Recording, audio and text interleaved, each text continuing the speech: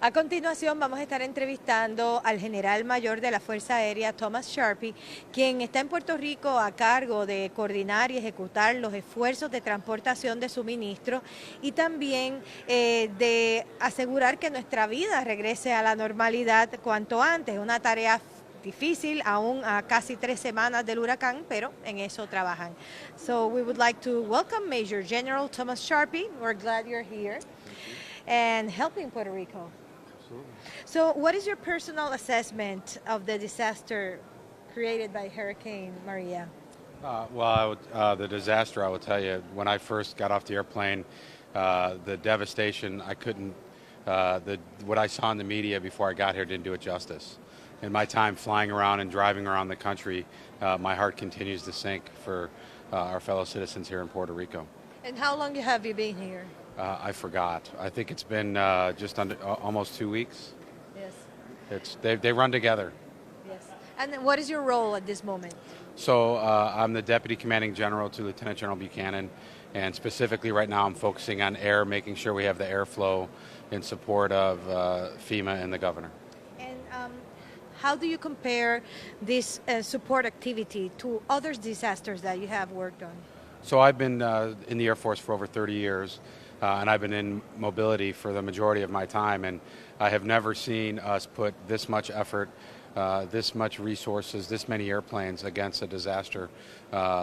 Nothing comes close in my experience. But still, many people, complain about the needs, about the help that they have, and what do you recommend? Well, I would say, it's hard to say be patient, but I mean, as an island destination, it's hard. Airplanes can do only so much.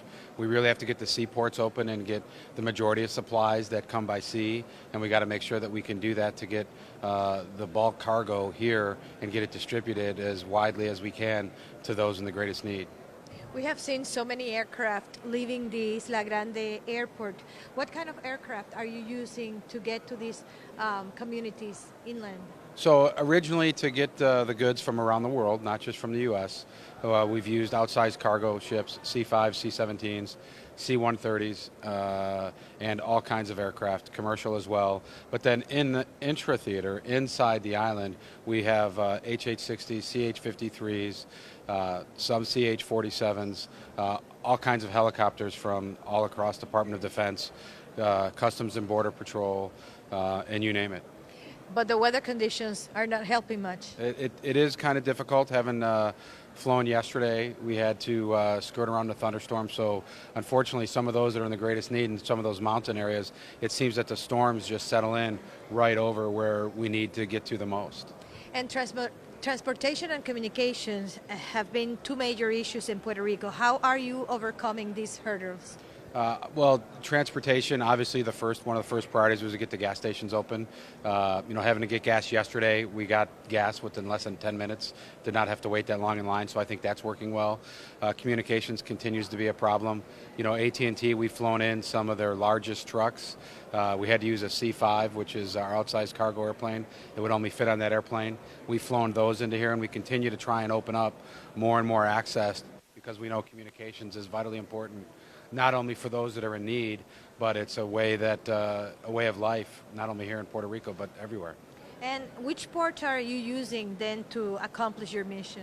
Well, we first opened up for airfields. We opened up San Juan, and then we opened up Roosevelt Roads, and then Aguadilla, and then Ponce. And then as far as the seaports, obviously the Port of San Juan, and now also the Port of Ponce, we have just started to open that up.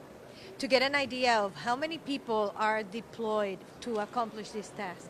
I think as of last night, I didn't get an update this morning, it was just over 13,000 active duty Guard and Reserve from across the Department of Defense that are here. And I think today it might be even more than that, but I don't have the exact number because they keep coming in.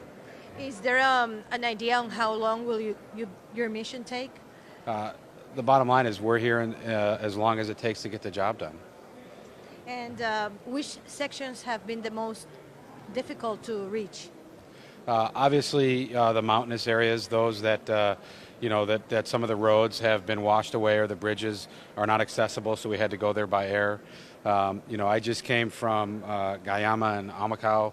I was, again, my heart sank with the devastation just to see how resilient the people are. They continue to clean up, they continue to have pride in their neighborhoods, but the amount of debris and the challenges that they're going to have is really made my heart sink. And what additional, do you have any additional, let me restart this. Do you have any recommendation or additional comment or message for the people of Puerto Rico? Well, I will just tell you that your fellow American citizens are here. Our Department of Defense has put the resources that everything we've asked for, we've gotten in order to be here, to be able to provide hope and support for our fellow American citizens. And we're not going to leave until we've done our job. Major General Thomas Sharpy, we thank you for keeping Puerto Rico safe and informed. Thank you very much. It's my pleasure to be here.